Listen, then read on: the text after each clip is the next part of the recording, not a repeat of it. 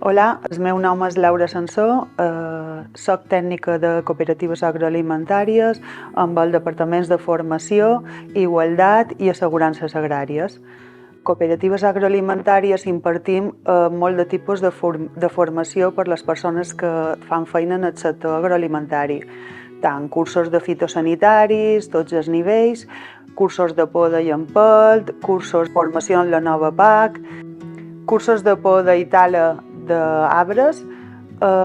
producció integrada, agricultura ecològica, benestar animal en el transport.